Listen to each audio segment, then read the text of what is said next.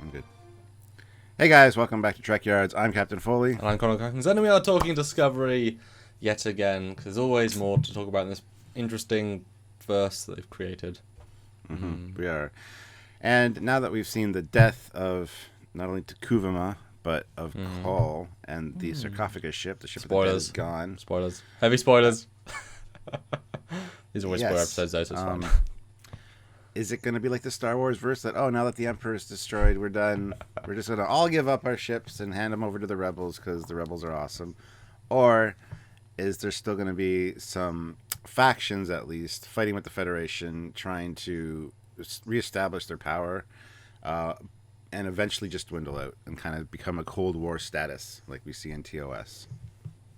I guess that's the question. Yeah, or in summary, is the war won as the 26th war won? Because we know that one ship doesn't maketh the war, because they were winning before they're the ship. But Cole was obviously the main guy behind it, and presumably he had his top people-ish on this ship, became his flagship. So what happens when the Hitler of the Force dies?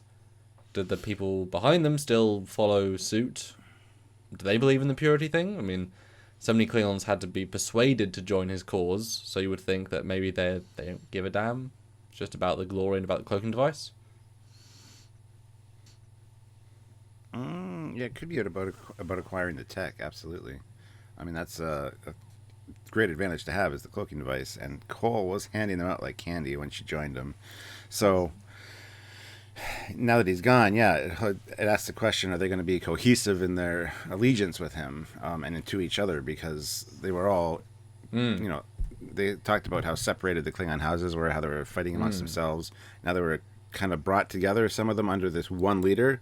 Now that he's gone, is that going to be like, well, since our leader's gone, we're not going to listen to you because you're a bunch of assholes, and eventually just cause more infighting in the Klingon Empire? Yeah, that's because they obviously we'll call back to the episode. They specifically mentioned that Klingon ships are, coming. Cloak ships are coming to their borders and meeting them inside, I guess, Federation space at this planet. Although they don't know Call's dead yet, because that just happened. So they wouldn't be able to confirm his death. They would just think, well, why doesn't he communicate with us in a short amount of time? But is the whole Sarcophagus ship and what that meant? It's more the it's the one, Takuvama's people. They lit the flame to start this whole thing. Even if the Messiah guy died, caught at the mantle, did the stuff. Will these guys now be martyrs, or will it be, well, we've lost the spark that made this happen? All we have left is, let's destroy the Federation. And you're right, infighting. What if suddenly three of the houses want to be the leader? They start fighting each other. They decimate their fleets. So Dad would be pissed off. They destroy each other's fleets. Suddenly, that it becomes another civil war, which ends in a stalemate. And then they're so weakened by it that Starfleet's like, let's just be a Cold War, guys. Let's not fight, just fight. Maybe. That's kind of what I'm thinking is going to happen. Because, we do know that in the original TOS episodes, it was a 1960s feel. So we had a very much a Cold War with the with the Russians, where it was like an arms race and all this, but we weren't actively fighting. There was a few skirmishes here and there, a few tense situations. And I think that's probably going to be the case here, because the Klingons kind of might realize that the whole war started because of one person, Takuvama, wanting to unite the houses and whatnot. And I think once the rest of his cult is gone, which you got to remember, there's still Arel and Vok out there somewhere. Well, on Discovery, at least half of them are. Yeah, half of them are. Could be that Vok is still to show up again. We don't know exactly what's going on with that. But it's not as if he was a really strong leader in any respect, so he's not really a threat per se. No, but he is technically the leader of that cult. Yeah. If he all of a sudden comes back and reasserts his power, the rest of his cult are going to be banded together again and feel like they're unified and that they have a focus now again. Or even if L'Rell steps up, as if Vok announces her to be the leader, that could be another way that could happen. So, Although we know that they were a very, very low and unimpressive house that no one gave a damn about. So that if it's still just them, I don't think they'd pose a threat, and their ship's gone. So you'd assume, for the most part, all of them are dead, with those that spread out. You know, I mean, they might have a few D7 lookalikes left, but you can't win a war with these small ships. They might not even have cloaks anymore. And in terms of an arms race, what's interesting is that, well, I guess we have now said there is D7 do exist. So where, if there is an arms race, what's it going towards? We know the Federation did Spore Drive. We know the Klingons did the Cloak. If the Federation made the Cloaks, you know, not a thing anymore, apart from like them fighting other races like Tholians that haven't got this technology to detect that, and the Spore Drive goes away, then both races' superpower is gone. What are they going to be developing next? I guess the heavy cruiser refit of the colony with the no spikes. You know, then the D7 refit with the complete redesign of the entire ship to be the one we see in the show. So at least the main firepower side improves. I mean, is that what you say about they're trying to have a Cold War technology? Maybe they realize that we can't do it in superpowers. Let's just try and improve the entire fleet. Maybe. Yeah, because if you compare it to the Russians and the Americans, it was all about the nuclear arms race, right? Who could have the most advanced nuclear arsenal, and then it became total annihilation. If one side fired, the other side fired, we were all dead. So yeah, I would say fleet buildups would probably be the equivalent here, because they're not going to build like a super weapon. That's where Star Trek II, the Genesis device, comes in. Because some of the Klingons thought the Genesis device was kind of like the nuclear weapon of the time. It could just take out a planet. So, yeah, I think that'd be cool if it would involve restructuring the fleet and actually seeing ships that we're familiar with again as a result of that. That might be very interesting. But because if you think, I was just going to say I'm not exactly sure how it's going to play out. So, well, I mean, obviously we know that almost none of these styles of ships continue. Especially the Klingon ships, none of these shapes are familiar, so they all prove to either be not frontline or just completely, you know, wrong for the time. So it's interesting if the redevelopment is towards spaceships, is to try and, you know, they've tried the superpower technique, but it really is just about this fight versus fight. But then maybe these fleets are so well matched. I mean, if you reached a point when all you have now is ship-to-ship combat, and all you have is relatively equal powers. Obviously, different class of ships. Your heavy cruiser versus frigate, one's going to win. But if you have fleet versus fleet, it's reasonably on par. Would that be enough of a stalemate? You know, that everyone is powerful in the same sort of way. Would that be enough to say, guys, all we can do now is just butt heads and lose all of our ships, and then rebuild the same ships and butt heads? Is that? I mean, I don't know much. You know, the most about histories with war. Is that enough of a reason to stop people if it's just powerful ships, let alone as in not super weapons? Yeah, powerful enough ships, and the fact that you don't know what the other side has in the rest of their arsenal. They could have more than you do, so you don't want to be stepping on their toes, going over their lines, and getting all of a sudden really screwed. So it was always that mystery of. That's why it was there was a lot of spies and things during that period in U.S. history as well. Because they weren't advertising what they had weapons-wise or deployment fleet-wide. So you'd have spies go in and, you know, stop certain little projects or whatever they found out about, or just relay information back. Because, you know, we know the amount of our military, but we don't quite know theirs. So we don't want to start anything if we can't handle it. It's one of those situations. So, yeah, you run into the occasional ship on the border, you know, and it takes out a smaller, you know, transport ship or something. You know, you send in one of your big ones, and it's kind of a face-off, and that's about it. I mean, happened all the time during the Cold War, even. And we know that when the Discovery was operational, they turned the tide and they were saying, we're sort of now winning the war, and the Cloaks happened, and they're now winning the war. But at the start of the war, before the Sarcophagus ship was in play, as in the 6-month jump, they were losing badly. You know, ship versus ship combat, they were still losing. So doesn't that not imply that the advantage is with the Klingons? Why wouldn't they try and press that even without a solid leader? Or do you think the infighting causes such a you know, a drain on resources? You know, lose a third of their fleet. Now suddenly they can't match fleet for fleet. That would be my guess. That the infighting with the Klingons is what kind of prevented any kind of formal push into Federation space. Well, it's again like the Nazis. They went on two fronts rather than concentrating on one. They lost that because they split their troops. So some in civil warring and some are still fighting the main war. That's like Starfleet battles are faster than with the Klingons because we know that they were fighting, the Tholians on one of their borders. The Tholians were annexing a lot of their systems and moving in on their space, so they had to focus a lot of their fleet attention on the Tholians. And there are other borders. I mean, they're bordered with, I believe, the Gorn and stuff as well. So, and we know that the Romulans and the Gorn had a nice scuffle for a long time. That's why we didn't see the Tholians through the movie era years, or the Romulans through the movie era years, because they were fighting the Gorn on their other border. It's just, it's side canon, but it's way of explaining the gaps and why we hadn't seen Romulans and things like that. So I would like to believe that you don't always. Especially with somebody like the Klingons, you're not always friends with all your borders. You got to protect those as well, and it's all about deployment. You only have a certain amount of ships and manpower. Well, and there's several maps we see. It's just a border. I mean, space is very vast. I mean, it's a complete board like that, and a board like that.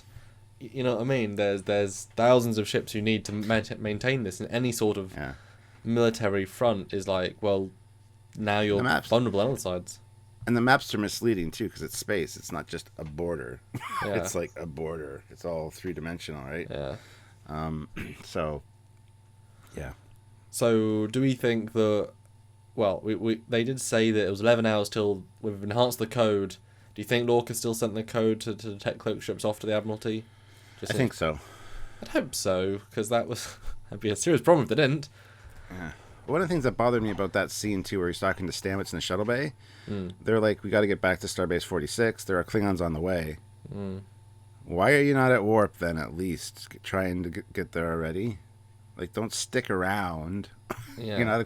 He wasn't expecting to spore jump. Stamets offered that. So, just hop on warp. It bugged me that they're just hanging around. The bad guys are coming, but... Because it's the most beautiful shot of that episode, and if they're at warp, it would just be a weird shot. Yeah, that, and is this ship in Federation space?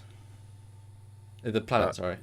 Pavo? I don't know. I don't think so. I think it's probably right on the border. So it's probably disputed space. Okay. Like one map might say it's on their side, the other map. It's 3 hours away from a space station, so it's close enough. There's lots of space stations near the border. That's what they're for. Yeah. They're border defense. But there isn't a demilitarized neutral zone yet. So there is Klingon space and not Federation space. So where would there be a non-either space?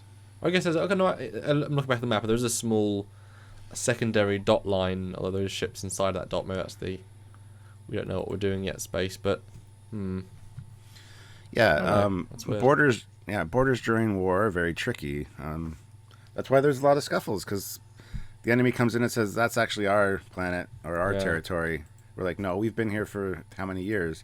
Yeah, but it was ours first, so we're going to now, that's in our territory. That's how stupid wars and battles start, unfortunately. Yeah. So, it's hard to say exactly. Well, we know that the Klingon war arc is going to be finished in this season, although I think it would be smart of them to keep they're trying to up this political intrigue with having...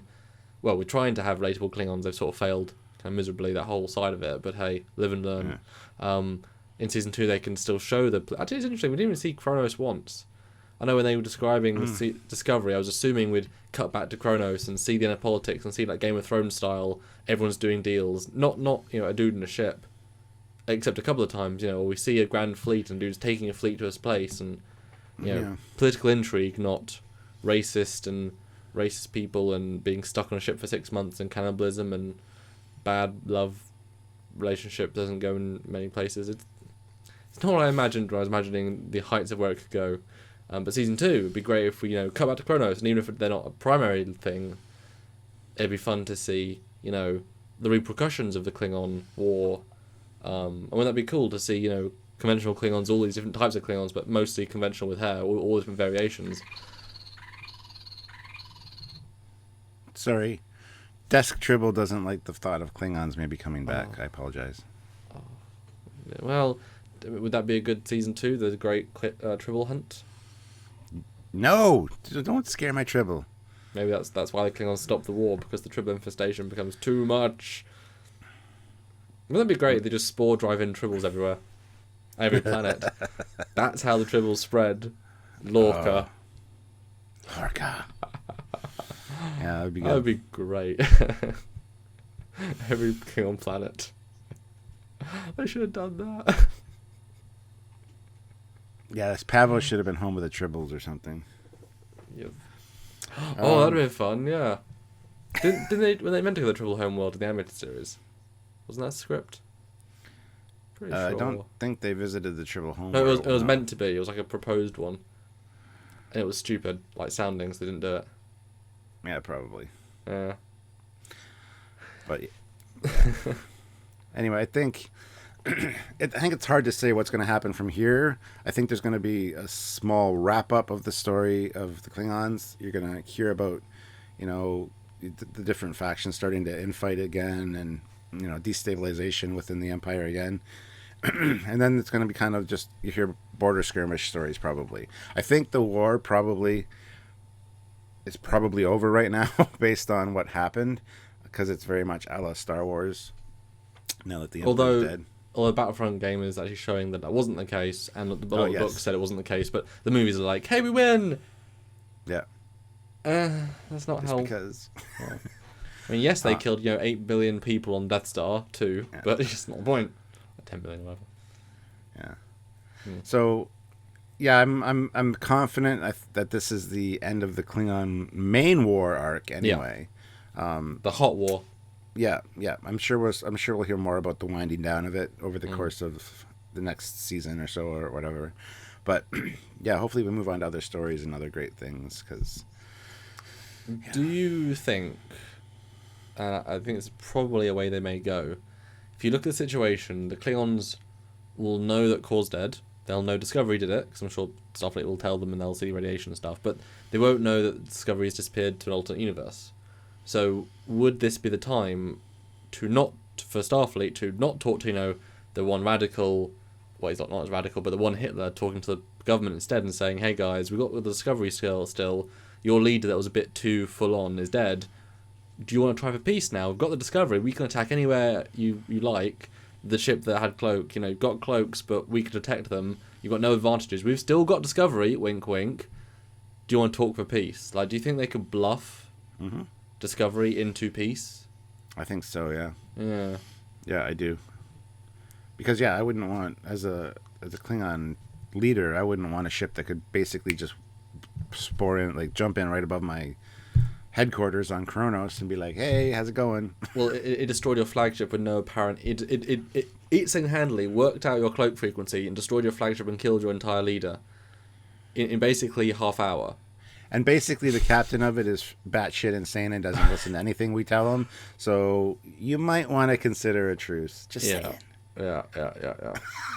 Yeah, and we've still got the USS Crossfield out there somewhere, just not doing with something, just not with the spore drive. So you have that, repaint the hull, have it flying in a fleet in a diplomatic talk, and I could see them using that. I'd be totally for that. And then obviously, I mean, how many times do people bluff their way into not war by saying, well, Iraq war, mass destruction, we're bluffing. Yeah.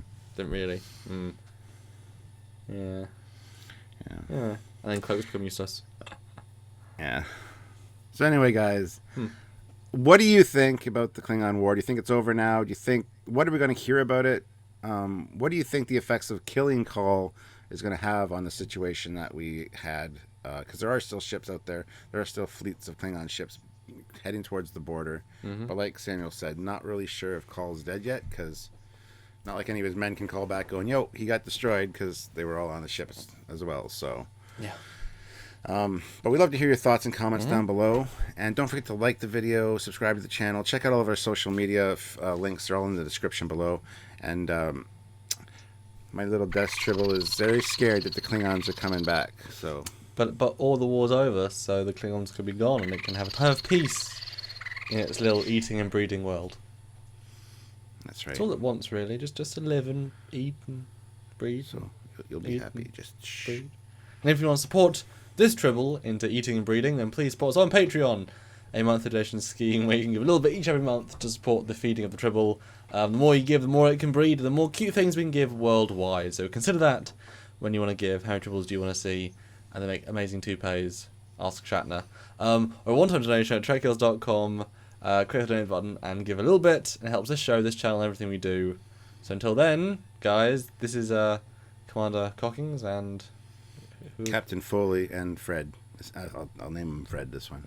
Okay, Fred the Tribble. Yeah. Until next time, guys. See ya. Bye.